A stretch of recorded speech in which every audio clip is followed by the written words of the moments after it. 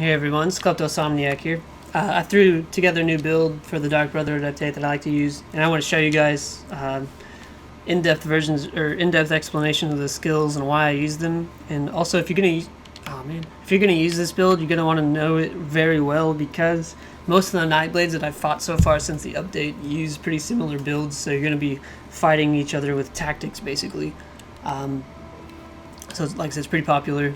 I'm just gonna go into my sets real quick. Champion points, and then in-depth in the skills, and that'll be it for this video. So I still use 3-piece agility. I really like this small set. It gives you weapon damage and stamina, and you can enchant each with weapon damage. Right now I don't have the second ring. I have one ring with stamina, the other one has magicka, which is still pretty important. You need magicka for stealthing or merciless resolve, whatever it's called. Relentless Focus, there we go. So, I mean, it's not detrimental, but it does reduce my damage just a little bit. I use 3-piece Night Mother still for the weapon damage and critical, and then I still use 5-piece Hunding's Rage. I like to use these two sets because I can craft them easily and enchant them or whatever. They're pretty cheap. I can make them for other people as well. So, I mean, if you don't have access to these sets yet, there's 6 traits. You can just send me in-game mail or something, and I'll make them for you if you have materials and stuff. I'm trying to get Eternal Hunt. I think it's 9 traits. It came out with the Thieves Guild. I mean, it gives you 2 sets of stamina recovery boosts, which I really need, and I'll show you why in a second. And also, whenever you dodge roll, it drops that rune, which snares and does damage to people, which, I mean, it's a lot of fun to fight against people that use it, because you know they're just going to dodge roll the whole time. So, I mean, I can't imagine what it'll be like to actually do that. So I'm trying to collect that set, so that'll be my replacement for probably for Hunding's Rage. I'll deal less damage, but I mean, it'll just have a lot more fun and be a little harder to kill. So champion point wise, nothing's changed since my last video. I still use stamina cost reduction. I'm pumping some into stamina recovery because I really need it. And then stamina cost reduction of dodge roll and break free. Now for the mage, you still want it all in the ritual. I recommend putting them all into mighty. I don't have them all in there because I'm still messing around. That'll give you, I think, 25% damage boost to all the physical poison and disease. Which, I mean, that's all you're going to be using this whole time, is physical poison and disease, since everything's changed.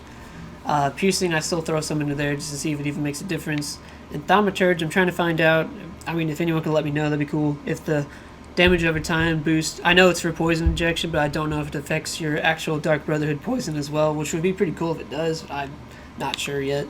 And then precise strikes, I mean, after you fill mighty up, throw some into here. It increases your critical hit damage, which, I mean, every second hit, I'm doing a critical hit. So, I mean, it's a pretty good boost to that. Nightblade still lack a critical shield, so I throw some into resistance still for that critical hit damage reduction. And then spell shield and medium armor focus give me spell resistance and physical resistance. Now, Hardy and Elemental Defender reduce all the other kind of damage you're going to take. The Thaumaturge tree has basically the damage right here in Hardy, and then the other tree for the magicka builds is Elemental Defender will defend against. So I throw some into here for a little more survivability, and that's about it for my champion tree. Alright, skill-wise, I still use 2-hand and bow. I'm going to go left to right on my bar. Oh yeah, I'm going to show you this real quick. Right now I'm sitting at 56%, so 57% critical hit chance, and then 32, 38 weapon damage unbuffed. I mean, look at those recoveries. They're awful. Right now I'm using max food so I can show you how much damage each hit's going to do if you use max food. Normally I run recovery, so I mean, obviously I'm lacking real bad, and recovery lets me fight more than just one person at a time. I mean, I can still do it with max food, but I mean, it's a little bit harder to control yourself when you're dodge rolling and stuff out there. Buffed up, I'm a little under 4,000 weapon damage, which, I mean, it's kind of high, but not crazy high. I've seen people that just run regularly in the 4,400s without using any crazy sets or anything. Anyway, back to skills. For the bow bar, I have Shuffle. I like to use Shuffle for the dodge bonus, but it also gives you the snare immunity. I use it over double take just for that reason, for the amount of people that now will trap you in their talons or caltrops or whatever, slowing you down. You can just shuffle out of it. It also kind of makes you a little bit invisible, which is like my favorite reason to use it. I mean, you'll still have the Dominion sign. I'm in the Dominion over your head for the enemies, but I mean, from far away they can't even see you. I just really like it for that too. I use Resolving Vigor for the heal. Now this is spammable, but it's not as immediate as Rally, and I'll explain that in a second. But I like to use it too, just for my allies if they're around, or just to get you back up pretty quickly if Rally's not ready. I use Relentless Focus still for the 8% damage boost, and also for the stamina recovery. Also now, it does disease damage on the proc, so I mean, if you can get those lighter heavy attacks in there, it'll do 14,000 damage immediately. Boom. I really like it. It's really slow traveling in the air though, and they can see it, so if they block it, I mean, don't be surprised. It's pretty obvious what you're doing. I use Dark Cloak over Shadowy Disguise now. Shadowy Disguise guarantees that critical hit, but I mean, you're hitting critical 1 out of every 2 times, so I mean, it's not really that important anymore. Dark Cloak reduces it gives you 8% damage mitigation, which is, I guess, why I use it now, for that extra survivability. I just don't really feel comfortable trying to get a critical hit every time compared to surviving a little bit longer. And then Poison Injection, it's still on your rotation. It does crazy amounts of damage to people under 50% health now. You're going to use that with your heavy attack Poison Injection, and then jump in with your 2-hand. It's still pretty damaging when they're trying to run away and stuff if they can't heal their way out of it. Now, Flawless Dawnbreaker has changed a little bit. I never actually use the skill, so I can't tell you what. I mean, I'm sure it does physical damage instead of magical damage now or something. But it used to do 8% weapon damage increase, and now it's only 5. I still use it just for that little boost. But, I mean, you can replace it with a Siphoning Soul rune thing that'll stun them and heal you while they're standing there. That one's pretty strong, but like I said, I don't even use this ultimate. I'm using Incapacitating Strike the whole time now because it's awesome. I'm going to show that in a second. Executioner on my 2-hand tree, or bar. I use this now because it does probably 350% more damage, but I don't have it fully ranked up yet. But it does more damage than Killer's Blade, and it starts at 50% instead of 25%. But it doesn't heal you. So I mean, if you want that heal, you can still use this. This is cheap and spammable, but this is also kind of cheap.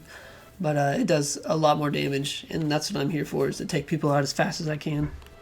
Surprise attack. Every Nightblade is going to want this, whether it's concealed weapon for the Magicka builds or surprise attack for stamina.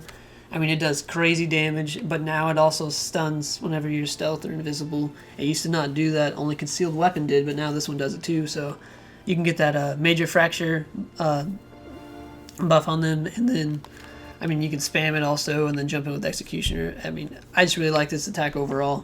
And then Ambush, it's still a gap closer. It gives you that 20% damage on your next attack. So if you ambush in there and then Incapacitating Strike, I mean, if they don't dodge it, they're going to be pretty low. Rally. Now, what I meant earlier with the burst heal is Rally while you're sitting there and have it on for more and more seconds. The additional health when Rally expires part at the bottom continues to increase. I mean, it'll get over 10,000 pretty quickly. And if you time it right, when you're fighting, it's an immediate heal, probably all the way up from low health. If you're about to die, just Rally, boom. They're going to wonder what happened. I mean, it's really good, especially with Vigor, because you can use Vigor in the while this heal over time is charging up. And then, boom, burst heal. And then whenever you use it for that burst heal, it starts that increase over time as well right then, so you don't need to hit it twice or anything. I just really like to use it for that burst heal, and it gives you that weapon damage boost. Now, Mass Hysteria, it's not really necessary anymore because of Incapacitating Strike's new buff, but I still like to use it because it's only Nightblades can use it, and it's completely unblockable. So if you're fighting somebody that, like a Dragon Knight, I've seen a lot of recently, and they'll just hold their shield up the whole time. You can just run up there and Mass Hysteria them and take them out as fast as you can. But it's also your group control, and it reduces their damage and movement speed. So I really like to use this still. It's not important anymore because Incapacitating Strike now stuns them for the same amount of time. It is blockable though, and a lot of people will dodge roll it, or I mean, you'll get that 20% dodge chance on their shuffle or whatever they have will dodge it for you, and it's kind of annoying. But I mean, if you can guarantee that hit, it does a lot of damage to them.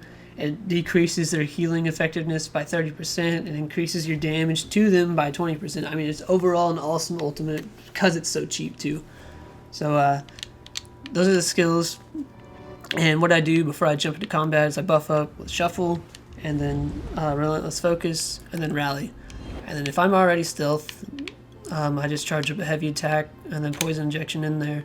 But if I'm not, then I, Dark Cloak, charge the heavy, release those, Poison Injection, jump in with my Ambush, and then my ultimate Incapacitating Strike, and then Surprise Attack if they're not done yet, and then jump in with Executioner. So I mean, you can take one person out, especially if they're not expecting it. You can take them out in like under a second if you hit all your heavy attack, Poison Injection, and jump in immediately. I mean, they're just boom. If they're not ready, they're done.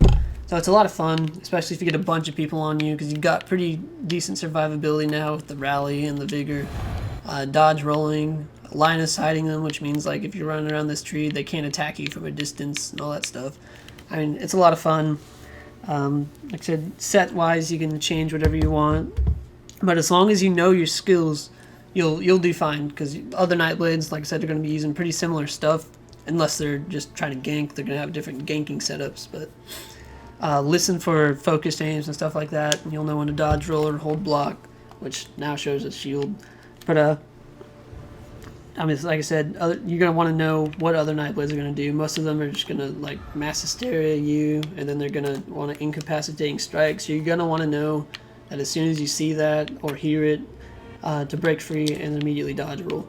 So just things like that. Make sure you keep your Shuffle up so you can get that dodge chance. That's pretty important now, especially with the poison, Dark Brotherhood poisons that will proc on you from their weapons. If you have any questions or any comments or anything, you can leave them in the video or leave them down below. Like, subscribe if you want. I just want to say thanks for watching. I really enjoy doing this. I like helping people a lot. I get asked a lot of questions and stuff, so I mean, I'll jump in the game and help them out. But I'm gonna start like making videos to people's questions. So if you have any suggestions, I mean, leave them below, and I'll do what I can. Like in game, you can send me a mail if you need any help. Kleptosomniac, same as my character's name at the bottom. Thanks for watching. I don't know, I'll see you next week. I'm gonna try to do this every week.